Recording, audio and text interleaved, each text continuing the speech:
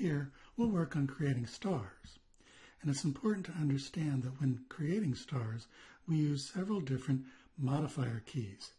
The up and down arrow keys, which increases or decreases the number of points on the star, the shift key, which straightens the star, and the control key on the Windows PC or the command key on a Mac, which lengthens or shortens the points. So we'll start by creating a star, and we'll go to the polygon tool. I'll click and hold on that and get the star tool. And on the artboard, I'll click, hold, and drag till I create a star, but I won't release the mouse button. So I'll click, hold, and drag to create a star.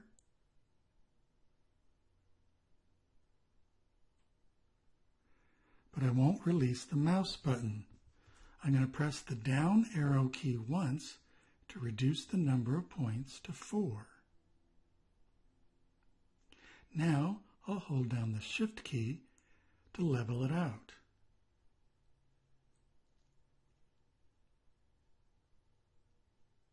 And I'll drag inward, holding the control key or the command key on a Mac to increase the length of the points.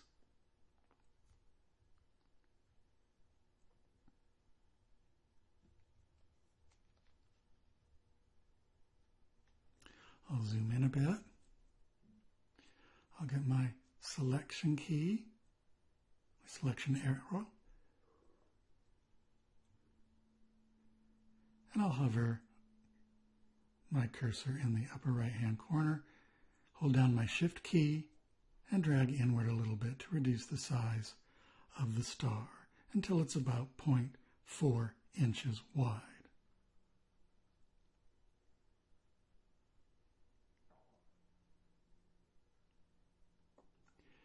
Now we can rotate the star using the bounding box and the selection tool, but we're going to create another star that's a little bit smaller than the one we have now.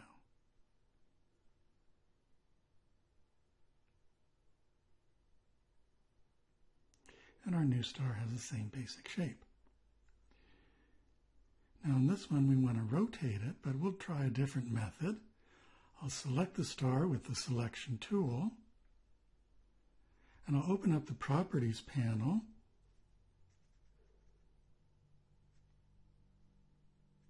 and I'll change the rotate value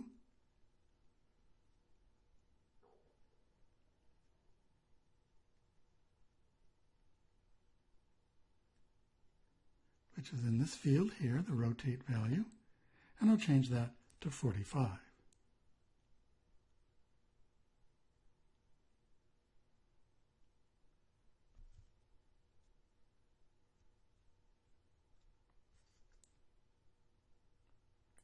And then I want to make sure that the constrain width and height properties is on. And I'll just change the height to 0.14. It's almost there now.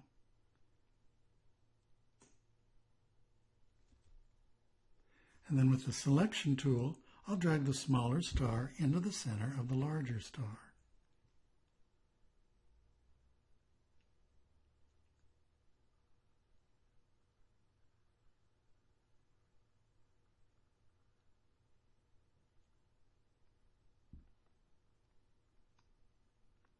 Although first I think I'll click on that fill color and change it to yellow.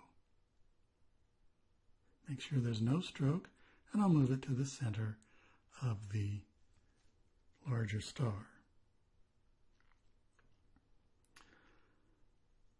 And I'll change the larger star to white. I'll select both stars, and in the Properties panel, click the Group button.